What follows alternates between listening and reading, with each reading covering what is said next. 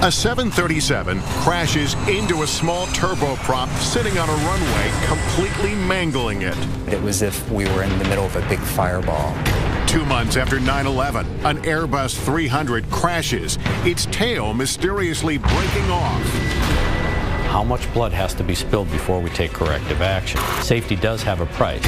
An L-1011 jumbo jet unexpectedly loses altitude and plunges into the Everglades. What triggers the disaster?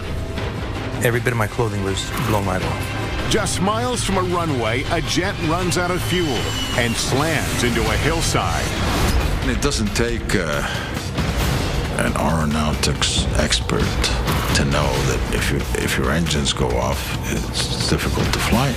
And a routine continental commuter flight suddenly pitches and nosedives into a crowded Buffalo suburb.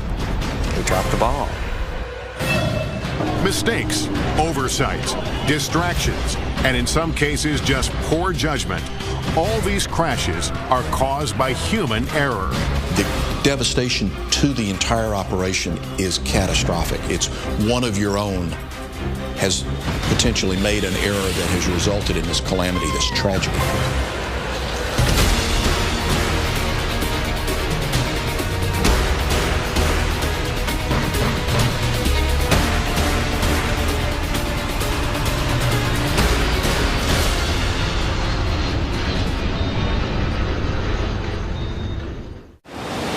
There are many reasons why planes crash: poor weather conditions, mechanical difficulties, and structural failures. But according to a study published by the FAA, more often than not, the cause is just plain human error. Human error shows up in about 80% of aviation accidents. If you find something that's mechanical in an airplane, you can change it.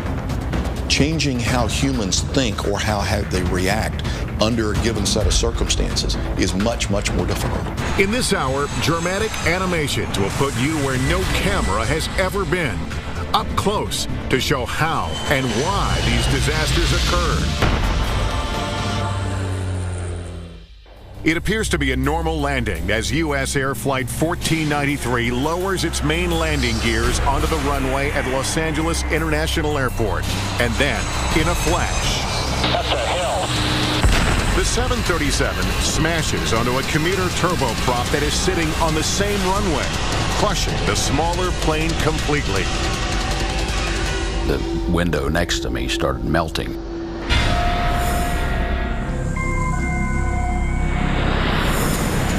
In the early evening of February 1st, 1991, SkyWest Flight 5569, a turboprop carrying 10 passengers and 2 crew members, taxis toward an intersection of runway 24 left. Intersection departures, with particularly for a turboprop, was a means to make their flight more effective, and they could get off the ground faster. At 6:04 p.m., an air traffic controller clears SkyWest onto the runway, but advises the plane to hold its position. And at that point is where one of the big causes of this accident sequence occur. She does not immediately clear them for takeoff. There's a delay. Every second that goes by, there's a mounting threat. That's because minutes earlier, U.S. Air Flight 1493, a 737 that began its journey in Syracuse, New York, had been cleared to land on that same runway. All they see is the menagerie of lights. It looks, in their mental picture, it looks like a normal landing runway. And as they're flying closer and closer, they still can't discern airplane lights from runway lights. They're all the same color.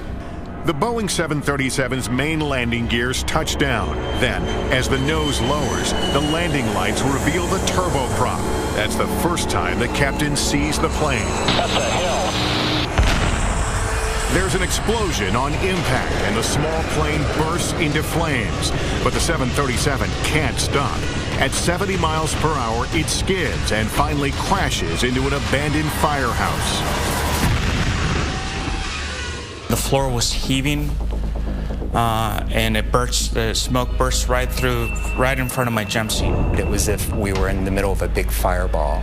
Every passenger window was illuminated orange. but I can see every passenger that can possibly have a view of me staring at me, looking for an answer. Flight attendants began shouting orders to evacuate, but because of the raging fire, none of the left exit doors can be used. The front right exit door is damaged and won't stay open. Only a few are able to escape from there. We jumped off the aircraft. I pushed the first person off the aircraft because I figure it's either you break your leg or you will not see your legs. The right wing exit becomes blocked, leaving only one more exit for passengers to escape, the right rear exit. In all, 67 of the 89 passengers and crew make it out alive. But not everyone makes it through the exit doors. We took a position on the nose of the airplane, and we happened to see that the co-pilot of the plane was trying to get out of the window. I took the ladder, small 12-foot ladder, and put it up to the nose of the airplane, and I was able to take a few steps up and help the co-pilot out, pull him out, and cradle him like a baby, bring him down, and then walk him with another fireman to safety. The captain and the senior flight attendant are among the victims. I remember feeling just a lot of sorrow. That 2 of my crew members died, that so many passengers died. With the focus on the 737, few even know there's a crushed turboprop underneath it. The small plane is twisted and mangled beyond recognition. There are no survivors.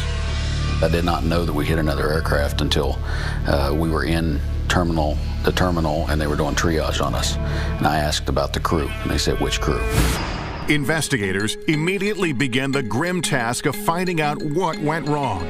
John Cox, who is now an MSNBC aviation analyst, was an investigator for the Airline Pilots Association at the time. As an aircraft accident investigator, it's one of the tougher ones that I have worked because there were still, some of the bodies were still in there. These things are always catastrophic to work, but it is absolutely vital that a group of people do this job so that we understand what happened and don't have a reoccurrence. While poor visibility from the tower to the runway and glare shining into the tower are part of the problem, investigators focus on air traffic control. Air traffic controllers, as a matter of routine, multitask. 929, take Victor, right turn 31 right and hold short of Whiskey. They're issuing landing clearances, takeoff clearances, so the multitasking on that evening would not have been unusual. It is very unusual for a controller not to remember that they have an airplane in position on a runway. But according to the NTSB, that is exactly what happened. It turns out that the local controller simply forgot that SkyWest was sitting on the runway intersection.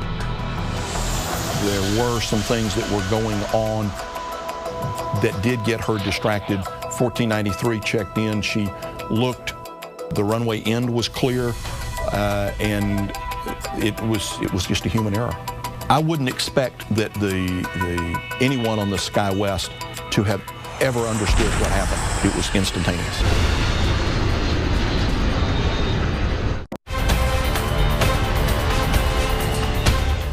When U.S. Air Flight 1493 crashes into SkyWest Flight 5569, the aftermath is horrific. 22 people on the U.S. Air flight, including the captain, are killed. All 10 passengers and 2 crew members in the small SkyWest plane also die. I wouldn't expect that anyone on the SkyWest to have ever understood what happened. It was instantaneous. At the NTSB hearings, the air traffic controller, Robin Washer, testifies that she initially thought it was an act of terrorism. U.S. Air 1493 came over the threshold normally. When the aircraft blew up, I assumed that the aircraft had a bomb on board, then it blew up. Then Washer remembers another plane was on the runway. I went to the ground control and I said, see if you're in contact with SkyWest 569. I went to the supervisor and I told her, I said, this is what I believe U.S. Air hit. She has a responsibility to ensure its safety from other traffic. That didn't happen. The sound was almost overwhelming. David Kelly, the surviving first officer, testifies that he and the captain were never made aware of another plane on the runway. As far as we could tell, there was nothing down the runway anywhere. That airplane all of a sudden showed up out of nowhere. The cabin lights went out, the emergency lights came on. For Flight Attendant Bill Ibarra, who was critically injured, the hearing is an emotional experience. I was filled with gratitude when passengers who survived came over and thanked me for my actions. As a consequence of the collision, intersection departures at night are no longer permitted. And while on the runway, pilots are encouraged, though not required, to remind air traffic control that they are waiting for instructions. These types of procedures were completely capable of being done before the accident. This was a totally preventable accident. Across the country, and nearly 2 decades later, another crash caused by human error. Continental Connection Flight 3407 nears the Buffalo Airport for landing. The turboprop suddenly pitches up, stalls, and goes into a series of terrifying rolls. The pilot fights to gain control, but the plane plummets 1,600 feet into a house. This aircraft was 5 miles out, and all of a sudden we have no response to that aircraft.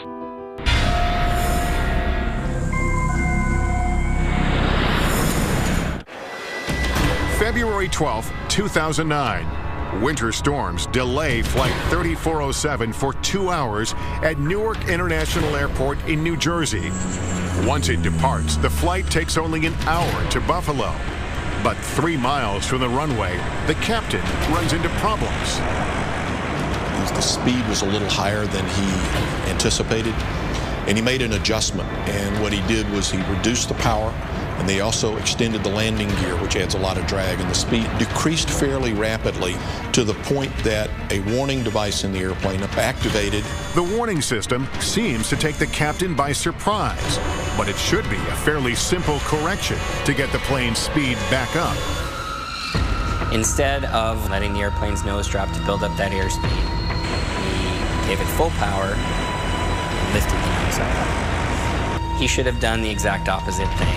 Planes generally fly at a slight nose-up angle. This makes air move faster over the top of the wing than the bottom. This creates the important difference in pressure needed for lift, which allows planes to fly. But with too much pitch, the air pushes against the wing, not flowing across it, causing the plane to stall. And when it stalled, the airplane became unstable. It rolled off to one side, then another. He continued to have the nose up. The plane's stall protection system tries to take over by lowering the nose to gain airspeed. But the captain repeatedly pulls the nose back up, essentially putting the plane back into a stall. After 3 stalls, recovery is impossible. The plane crashes in the town of Clarence Center, 5 miles northeast of the Buffalo Airport. Everyone on board is killed, as well as 1 man on the ground. One of the victims is the daughter of former Continental pilot Mike Loftus. Mallow was going up to a reunion game. Basically, it was a alumni game at Buffalo State College for the women's program. I think I turned the TV on that night to watch it for a brief moment, and that was when I had all those flames, and I turned the TV off. One question investigators have is why the captain responded incorrectly when the plane stalled. According to the NTSB, part of the problem may have been the pilot's basic skills. The report states Captain Marvin Renslow never revealed to Colgan, the regional carrier for Flight 3407, that he had failed several certification exams. He apparently wasn't completely honest in reporting those. But while he was at Colgan, he had also not passed some of the tests and the check rides that he had had. Captain Renslow eventually passes all the required tests. Colgan points out that their crew training meets or exceeds requirements of the FAA. But former Inspector General of the Department of Transportation, Mary Schiavo, points to what she sees as a problem with the regional airlines in general: cost-cutting. Their whole model, business model, is to fly inexpensive aircraft and save a lot of money because they have a fixed price contract. So if they can fly cheap planes cheaply, they make money under their contract. If they have more expensive pilots and more expensive planes, they don't. The Regional Airlines Association disputes that and told NBC News their focus is on safety, professionalism, and reliability of service. Still, there are differences within the industry on how much flying time is required to pilot a commercial airplane. You can be done with those ratings in as little as 350 hours of experience. And what happens is when people get out of flight school and they have their required government ratings, they then move on to the regionals because that's who hires them. While major airlines usually pay better, they also demand that new hires have 1,500 flight hours or more. Further blame could lie with how Colgan trained its pilots on the Q400 stall protection system. Although it satisfied FAA standards, some of the training was done solely in a classroom setting, not hands-on. 15 minutes, that's all they're asking out of a training program, and they didn't even do that.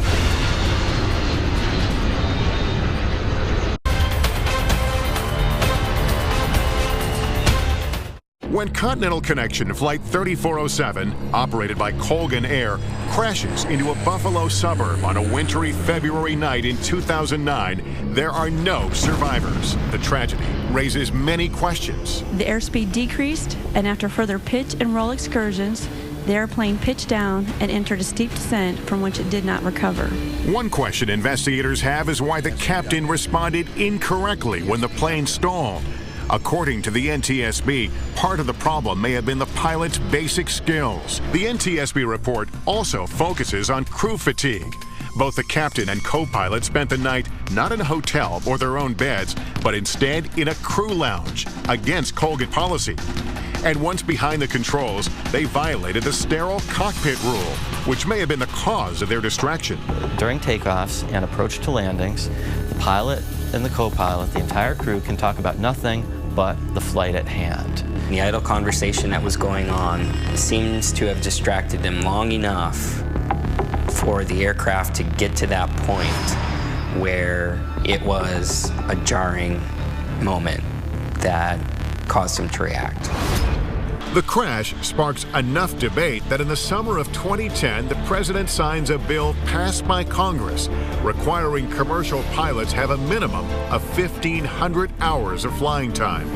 But even beyond that, there are a score of other safety provisions. They would require the FAA to get much more tough on pilot fatigue.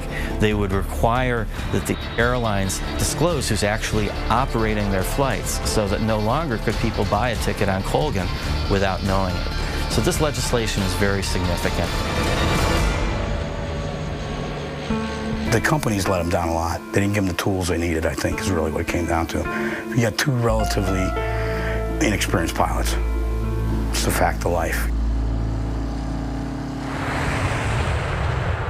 8 years earlier, there was another air disaster over New York, also caused by human error. An Airbus A300 takes off from JFK Airport to Santo Domingo in the Dominican Republic. Soon after takeoff, the plane encounters severe turbulence. It rolls, pitches, and then suddenly the tail snaps off.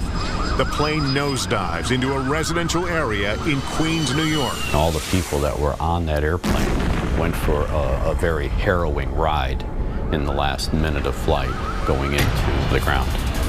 All 260 people on board are killed, as well as 5 people on the ground, leaving investigators wondering how and why the tail would snap off an airplane.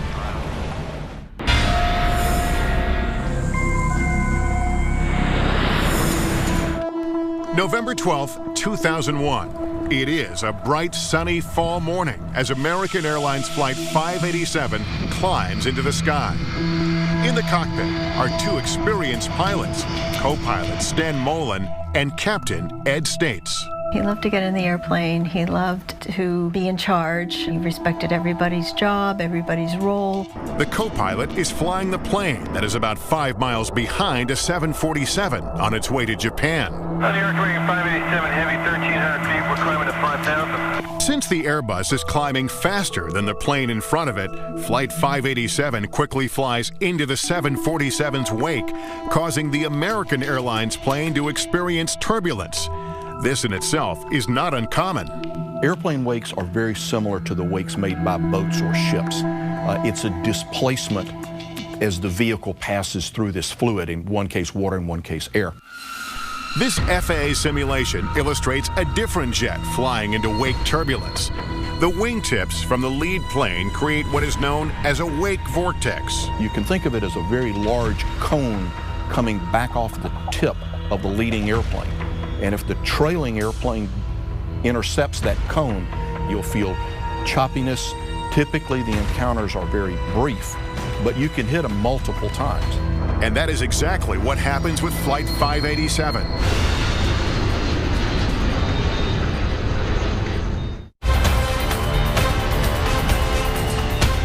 An Airbus A300 takes off from JFK Airport to Santo Domingo in the Dominican Republic.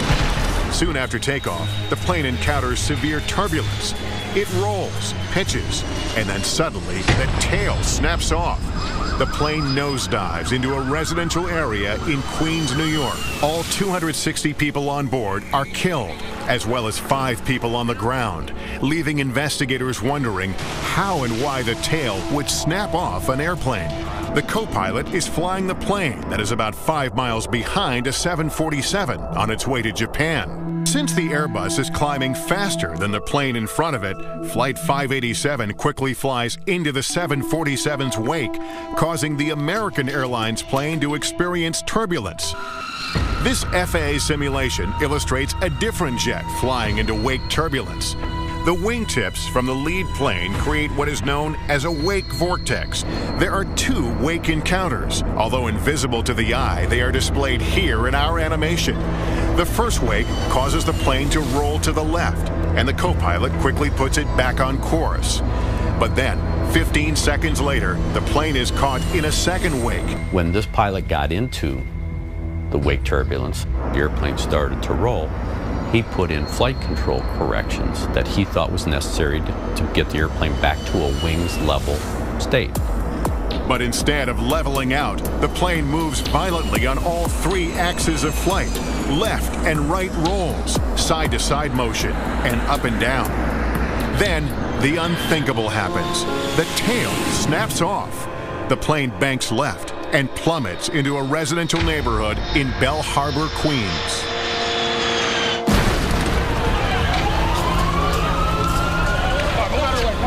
Just 2 minutes and 24 seconds after a routine takeoff, everyone on Flight 587 is gone. Go ahead. Yeah, just to let you know, we saw a huge, tremendous amount of black smoke south of Long Island. Captain Ed States' wife, Mary, is home when she finds out about a crash in Long Island and contacts American Airlines. I got one of the chief pilots in New York. And it wasn't I guess, it wasn't the ideal way of telling me, but I said, was Ed the pilot? And they said yes. A devastating loss of life, a horrible scene in a residential neighborhood. It looks like a war zone. If you've seen anything on television, it's just terrible. Just 2 months after 9/11, people are wondering, could this be another terrorist attack? Everyone should remain calm. We talked to the White House several times. There's air cover. In this anxious climate, the NTSB works to find the reason the tail of the plane broke off. The scars from 9/11 are still very raw. The industry was recovering. Traffic was down. People were apprehensive. It was a period of time that, after 40 years of being in the industry, I've never seen before or since. I see the plane. The engine fall down. 2 months after the attack, another plane is down. And at first, an act of terrorism is feared. We've preliminarily put the city on high alert, so we've closed certain things down just to make sure that we find out what this is all about. Former Inspector General of the Department of Transportation, Mary Schiavo, followed the investigation. That was everybody's first thought, but there were a number of clues, and they came out really quickly that it wasn't, because you had, you had the cockpit voice recording. And then when they found part of the plane was detached from the plane itself, I mean, you knew right away, because pieces of the plane just are not ever supposed to fall off. Once terrorism is eliminated as the cause, investigators focus on why the tail broke off. It takes more than 2 years before the NTSB findings are released. According to the report, the cause of the crash is the separation of the tail or vertical stabilizer due to the first officer's excessive use of the rudder pedal. The entire vertical fin, which is the vertical stabilizer as well as the rudder, separated from the fuselage, and the airplane at that time became no longer controllable. Normally, pilots only use controls called ailerons and flight spoilers to roll the airplane to wings level. These are panels located on the wing. The co-pilot does this, but he also uses the rudder. This is the panel attached to the vertical stabilizer, or the tail. It moves the plane from side to side. The rudder is operated by moving 2 foot pedals on the floor of the flight deck, forward or back. It was his reaction and the overuse of the rudder during this encounter that generated forces that were large enough to actually snap the fin, the vertical fin, off. MSNBC aviation analyst John Cox is satisfied with the findings, but the report is controversial. Aviation safety consultant Greg Feith believes a closer examination is necessary. It's easy to say that the pilot put too much. The question is why, and that question to this day still hasn't been answered. The NTSB in its public hearing actually identified 11 events that had taken place involving these high loads where the vertical stabilizers fortunately did not separate. So now you have a trend here, you have a history, you have a historical record. But what I see in their investigation was they looked at all of these things in isolation rather than trying to find not only why the loads occurred, but how they occurred.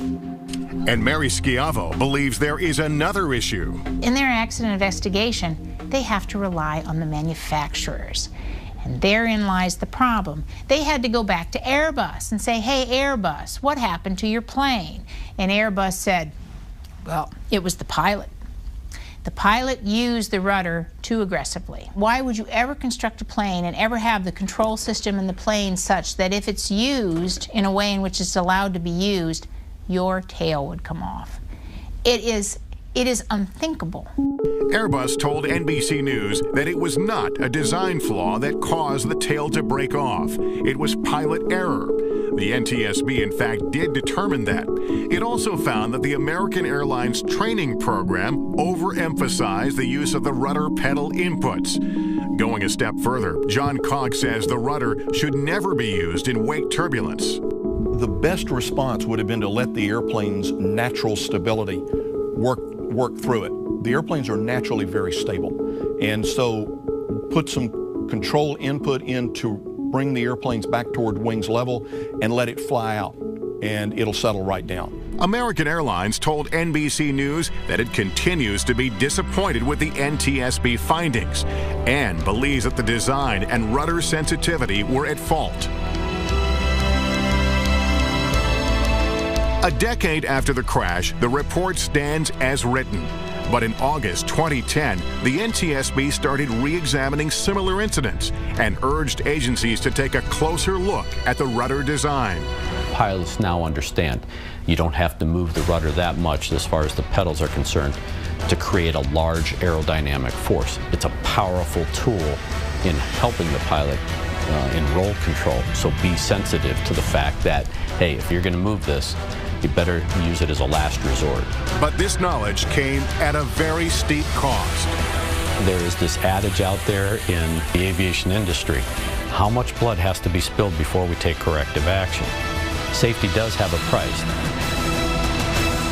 Coming up, without warning, a plane crashes into the Everglades. The tail actually turned over, and when it did, the floor underneath me split and I dropped out.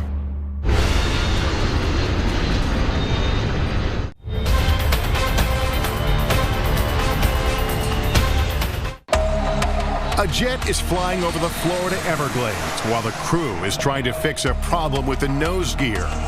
It shouldn't be a crisis situation, but it quickly becomes one. The L-1011 crashes into the swamp, killing more than 100 people. What amazed me was they said that it was unsurvivable. How do you come out of that?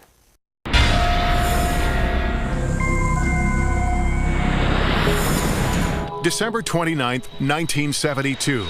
Eastern Airlines Flight 401 is on the final leg of its flight from JFK to Miami International, carrying 163 passengers and a crew of 13.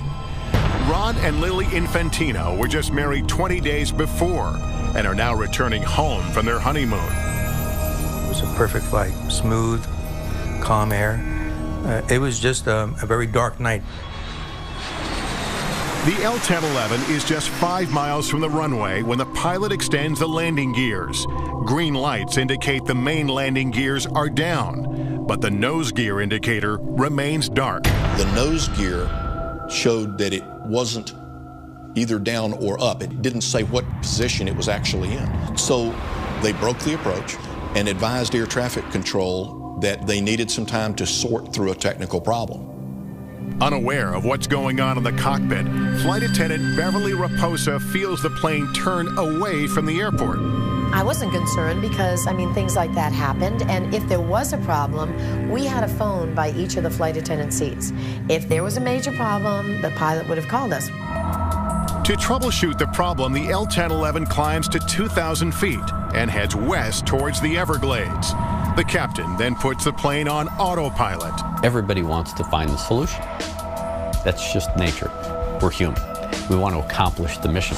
The crew suspects nothing more than a faulty light bulb. The co-pilot starts to replace it, but he can't get the new bulb to go in. And this is where the insidious nature of human error begins to show itself. Ideally, someone does nothing but monitor the autopilot. But with the difficulty that the first officer was having with the bulb, the captain, understandably, wanted to try to help him. No one was concentrating on monitoring the autopilot. The crew is unaware that the airplane is slowly descending from 2,000 to 900 feet. Then from the control tower, they hear, "How's it going out there, Eastern?" And the first officer looks up and realizes something's wrong with the altitude. And he said, "We're still at 2,000, right?" The captain begins to look and says, "What happened to the altitude?" And they begin to take corrective action. But it is too late. The engines roared and we hit and the world exploded. It was a huge fireball. The plane rips apart. The crash is scattered over an expansive area. I was in the tail and the tail section broke off and we began spinning and we spun 1,500 feet. And at the end of the spin, the tail actually turned over. And when it did, the floor underneath me split and I dropped out. In the swamp, Raposa is still strapped to her seat as jet fuel rains down on her. There is absolute silence. Initially, I screamed, "Somebody help me." And I couldn't hear anyone. And I'm thinking to myself, oh my gosh, I may be the only survivor. But she is not alone. I have never been in anything so dark in my entire life. That's how dark it was. And I tell people, the only time you could tell somebody was in front of you, you could smell their breath. Otherwise, you would never know they're there. Passenger Ron Infantino is also one of the 75 passengers and crew that miraculously survive. Swamp water is up to his chin. Every bit of my clothing was blown right off. The only thing I had left was the rims of my socks. That was the only thing. And I thought it was a nightmare. I couldn't believe. I was totally in shock. And then, of course, I'm yelling for my wife, and that was the last I ever saw of her. I never saw her again. Ron's wife, Lily, actually survives the impact, but is knocked unconscious and drowns face down in the water. The captain and co-pilot are also killed, along with 98 others. But what caused the plane to crash? The mystery lies in why the autopilot suddenly failed to hold its altitude. It turns out it wasn't a mechanical failure, but rather human error. According to the NTSB report, when the captain leans across to help with a light bulb in the landing gear indicator, he hits the control column, shutting off the autopilot. The warning chime went off, but no one seemed to notice. The crew not only didn't respond to it, they didn't actually hear it, or if they did, they didn't process the significance of it. It turned into a fiasco. Everybody was concentrating on this light bulb. Further deepening the tragedy, investigators discovered the nose gear had been down the whole time. It should be noted that planes can still land safely with just the main landing gear like this. But aviation experts say the crew followed the correct procedure. Pilots always carry reserve fuel on the airplanes so that there wasn't a pressing time criticality of we have to go land now. If they landed with the nose gear up, it's going to cause damage to it. It's going to be out of service for a period of time. There's going to be an investigation. Out of this 1972 tragedy came Crew Resource Management, or CRM, a training requirement that now ensures that someone must always monitor the airplane flight path. If there's a problem today, that crew resource management means the captain has to designate somebody to stay in control of the plane while they try to resolve the problem, whether it's in the cockpit or whether it's in the cabin. Improvements have also been made to the autopilot. The warning system is louder and more force is required to disengage it. They were so distracted with the light bulb that nobody, literally nobody, was flying the plane. Could you imagine?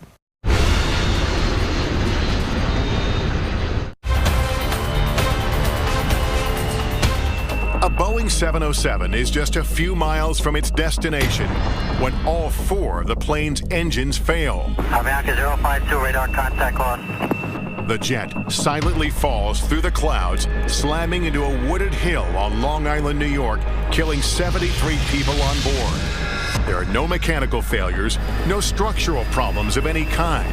It turns out the plane simply runs out of fuel. But how can such a fatal blunder happen? January 25th, 1990, when Avianca Flight 52 leaves Medellin, Colombia, just after 3 p.m., the tanks have more than enough fuel for the 2,100-mile trip to New York. They had approximately 81,000 pounds of jet fuel on the airplane when they departed. They had done the calculations for the flight plan, the amount of fuel they would burn going to New York, a reserve, some holding fuel, and then also enough fuel to go to Boston and land. With more than enough fuel, that shouldn't be a problem, but it soon becomes one. In New York, the weather was bad, so as they came up the East Coast, they began to be issued holding instructions, and they held for 3 different times. The delays total 77 minutes. Around 8:20 p.m., they have only a little more than 14,000 pounds of fuel left, enough for another hour or so in the air.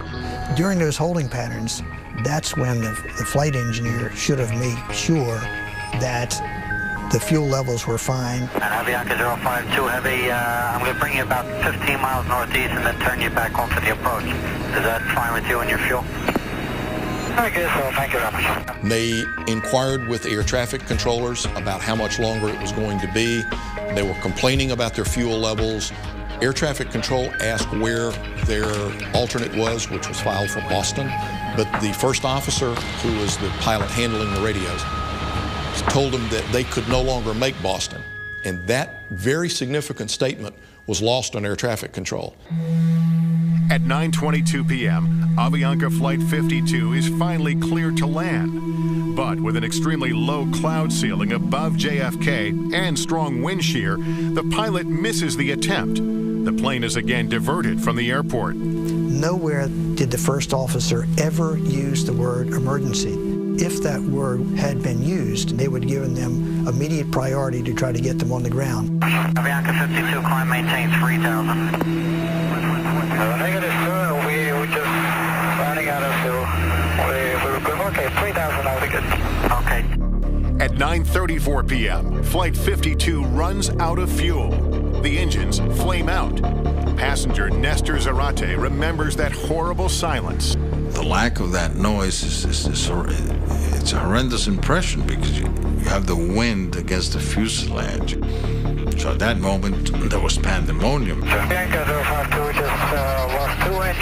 The crew calmly tells air traffic control that the engines have failed. They are quickly routed back to JFK, but it is too late. When the Boeing 707 crashes into a hillside in Oyster Bay, the cockpit breaks off, killing the pilots and flight engineer. They are only 16 miles from the airport. Come on, somebody get the back here. Miraculously, 85 of 158 people on board survive impact. They are pinned beneath the wreckage, but there is no fire. Clearly, if the plane had been filled with fuel, they would have been all incinerated.